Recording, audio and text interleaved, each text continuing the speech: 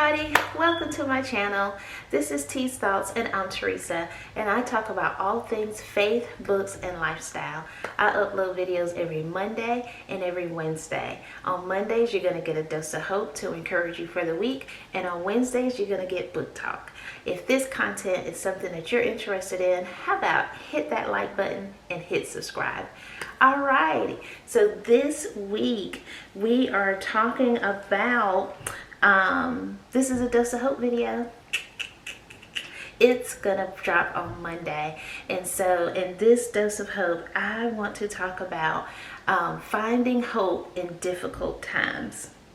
Last time we talked, I talked to you about not quitting, and we talked about this being the holiday season and how sometimes it's kind of rough for some people, and how God has remembered you. We focused on Hannah, and I think that video blessed me when I was going back doing the edits, and I was like, gosh, Lord, thank you for remembering me. And so we talked about Hannah and her barrenness and how God had remembered her when she cried out to him in her time of despair. So this week, I want to give you another example of someone who went through some trauma, but came out on the other side victorious. So, because I want you to understand that the Bible is living and it is active and it is truth. And so we can find hope, we can find truth in the Word of God. So I want you to understand that you're going to be victorious and you're going to come out of this thing victorious. Okay? All right. So many times we find ourselves consumed by our problems that we don't think that we're going to be victorious, because we're consumed by our problems and our disappointments, that we do not, sometimes we don't think about things rationally. You know, we think that the situation is just going to consume us, and that circumstances, and sometimes it does. You know, sometimes the thing that is troubling you is hard, it's rough. I'm not saying that it's not. But sometimes we think that we're the only ones that's going through certain situations, and that it's the worst that it's ever going to be. And we focus on the negative so much that it consumes us to where we think that nothing good can come out of a bad situation. But I want to give you hope today and encourage you that something good is going to come out of this thing. Something good is going to come out of it. Look at Hannah's story. Go back and remember. Hannah was going through. Hannah was barren. But God saw fit to open up her womb and remember her at the right time. So today I want you to take a step away from your situation. Take a step away. Inhale and exhale. And let's dive into the story of Ruth, okay? We're going to inhale Jesus, and exhale our problem, okay? All right, so let's see what we can learn. Let's see what we can learn from Ruth's story on how to find hope during difficult times. All right, let's go. So the scripture that we're going to look at is Ruth chapter 1, verses 14 through 17. And we are going through our She Reads Truth Bible. And normally I have it already together, but I don't today. Okay, so we're going to Ruth chapter 1. And I'm not going to read the whole story, but I'm going to give you a little bit of history. But these are the focus verses that we're going to look at, okay? So, Ruth chapter 1, and we're going to begin at verse 14. Again they wept loudly, and Orpah kissed her mother-in-law, but Ruth clung to her. Naomi said, "Look, your sister-in-law has gone back to her people and to her gods. Follow your sister-in-law." But Ruth replied, don't plead with me to abandon you, or to return and not follow you. For wherever you go, I will go, and wherever you live, I will live. Your people will be my people, and your God will be my God. Where you die, I will die, and there I will be buried. May the Lord punish me and do so severely, if anything but death separates you and me. Y'all, Ruth, let me give you a little history. So the book of Ruth was written during the time of the Judges. This was a particular hard period in time where everyone was doing everything. They were doing what they wanted to do. And there was a famine in the land. And Ruth and her family left Bethlehem for Moab because of the famine.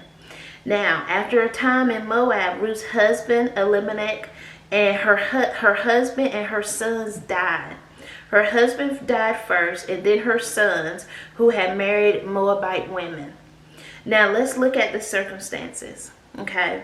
We have Naomi, an Israelite, that is in Moab, and her husband has died.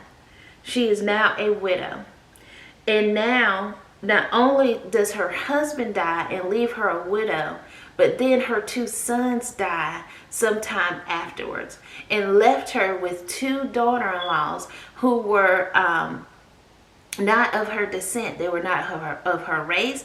They were women of that country.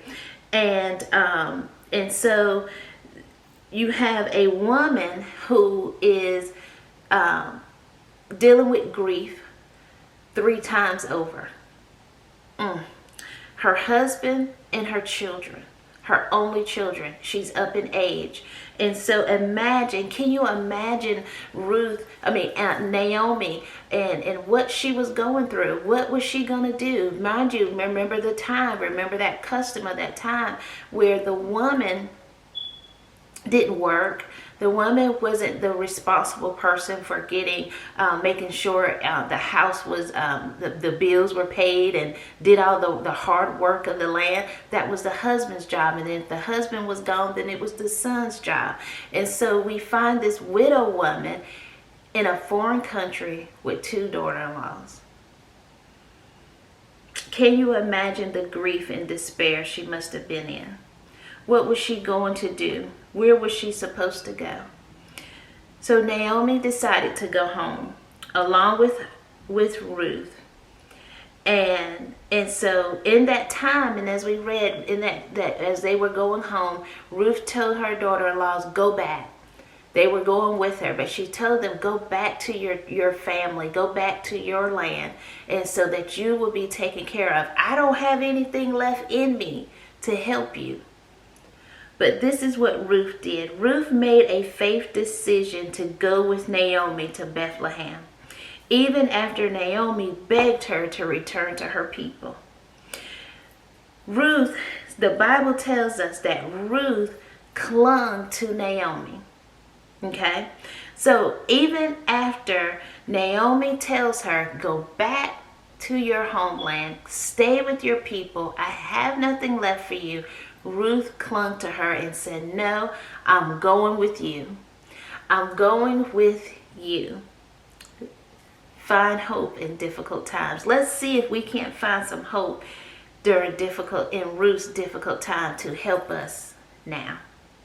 Let me give you 3 points like I always do, and let's see what we can glean from this. Then chapter 1, verse 14, it says, At this they wept aloud again. Then Orpah kissed her mother-in-law goodbye, but Ruth clung to her. In this verse, I see where Ruth was determined. Ruth was determined. The word clung means adhere or stick firmly or closely to. Be hard to part or remove from. Okay?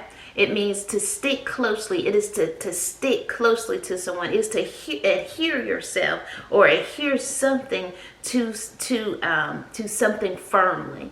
Okay? So Ruth clung to, she adhered herself to Naomi. She stuck close to Naomi. And she said, I'm going with you. Ruth was determined. Can I share with you that if you're going to find hope in difficult times, you have to be determined to let go of the situation and be determined to cling to God. In order to find hope, you have to cling to God like Ruth clung to Naomi. He is the only one that is able to take you from famine to bread, my Father in heaven. He is the only one that can take you from despair to being full. He is the only one that can take you from being hungry to being full, and to give you provision. My Father. So Ruth was going from famine to Bethlehem, which was the place of bread. Father in heaven, you have got to be determined. Determined in difficult times. Determined. Cling to God as never before. Wow. Let's look at verse 16. But Ruth replied, Naomi done told her, she said, I want you to go. But Ruth said, nope, I'm clinging to you. Ruth said, don't urge me to leave you or turn back from you. Where you go, I will go. Where you stay, I will stay. Your people will be my people, and your God will be my God. Ruth was committed. Are you committed to God? Are you committed to go where God tells you to go? Are you committed to do what God tells you to do? Jesus.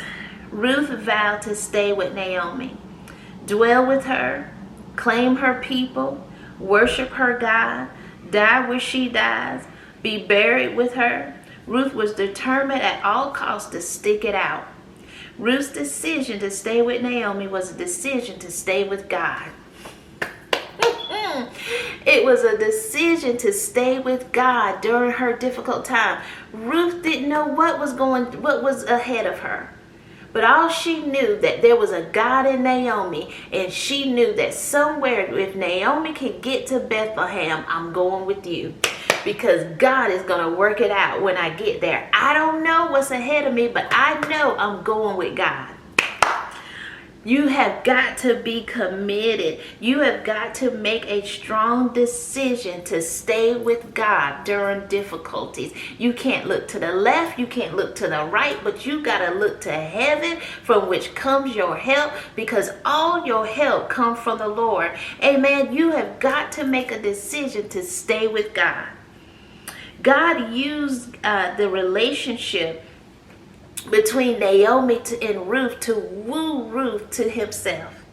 How many of you know that God would use certain relationships and certain things to bring you to him, to draw you to him? Oh, Jesus, whatever it takes, God will get your attention. He's going to get your attention no matter what it takes. He's going to get your attention and use whatever he will to woo you to stay with him. My brothers and my sisters, I want you to stay committed to the process. Stay committed to God and stay committed to the process. Do not faint in this season. Do not faint in this season, because due season is going to come and you're going to reap a harvest like never before. Just keep going. Keep going and don't lose hope. Stay committed. My brothers and sisters, stay committed to God. Oh, Lord, this is good to me. All right, let's look at verse 17. And Ruth said, where you die, I will die, and there I will be buried. May the Lord deal with me, be it ever so severely, if even death separates you and me. Even unto death, I'm sticking with Naomi. Ruth said, I'm sticking with you. I don't have nothing left behind me. I don't have nothing left in Moab. But I know if I go with you, there's a future ahead of me. There's something good that's got to come out of this thing. God wouldn't bring me this far just to leave me like this. Jesus. So I want you to know God's not going to leave you and take you and bring you this far just to leave you. No, he is not that type of God. Ruth's faithfulness to Naomi was not of her own strength. Stop trying to do stuff in your own strength. You can't do it on your own. But in the midst of Naomi's doubt and sorrow, God revealed himself as faithful and compassionate. Ruth was faithful. Ruth was faithful. She was faithful to Naomi, and she was faithful to God.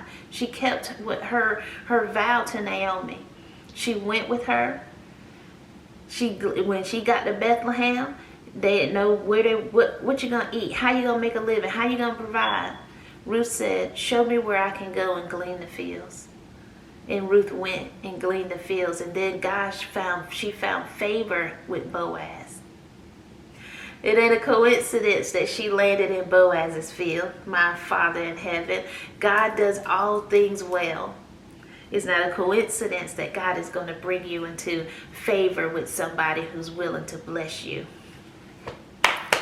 It's not going to be a coincidence, but God is ordering your steps to favor you. Jesus. You may feel that God is afflicting you just like Naomi. Naomi felt despair. She felt that God was afflicting her. But God is going to reveal himself to Naomi as faithful and compassionate, and God is revealing himself to you. Jesus. See through the disappointment. I want you to see through the disappointment and know God is faithful and will feed you in hard times. He will love you through the tough times and guide you through it all. You are not alone. You will get through this and you're coming out victorious. You're not alone. You're not alone, God, y'all. God is not, you are not in this thing by yourself, but God is with you. And I want you to understand that you have to be faithful in this season. Faithful during difficult times. I know it feels like you're just doing things in vain, but I'm telling you, it's not in vain. It is not in vain. You're going, and your commitment and your faithfulness and your determination, it is not in vain. Look at the end of Ruth's story. Ruth, like I said, she found favor with Boaz.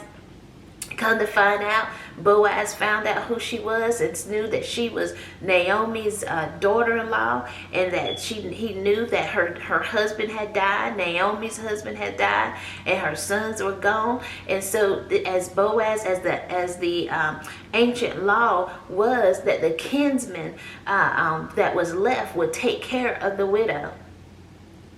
And so Boaz was Naomi's kinsman, and Boaz was wealthy. And so it went through the story, and the story goes that there was another kinsman that could have taken on Naomi and Ruth, but chose not to. And so God placed it in Boaz's heart, and Boaz took Ruth as his wife, and Naomi and Ruth had shelter and was taken care of. And not only that, Ruth had a baby. And that baby became the grandfather of King David, my father. The Moabite woman had a place in line of the king, the ultimate king, the one king, David, and then the ultimate king. God will place you in favor. He will give you favor. And he's going to take you through this difficult time. And when you come through, you're coming out as pure gold. Lift your head up, lift your head high, be faithful, be determined, and be committed, because God is on your side. All right, guys, I'm not going to keep you much longer on this dose of hope. I hope that this message and this word encourage your heart. As always, I just want to encourage you. We go through so much in life, and if we can just encourage each other and be somebody's help, if we can be somebody's help, hey, we just don't know what a kind word and what a word would do to help somebody in this time. All right, so I hope that you were encouraged by this video. If you would like prayer, leave a comment below. I'll certainly pray for you. I pray for your loved ones or whoever it may be. Leave a comment below. If you like button, hit that subscribe button. Join the Tease Thoughts community, and let's do this thing together. All right, as always, I pray that you be kind to someone, be kind to yourself, and have a grace-filled week. I'll see you next week. Bye.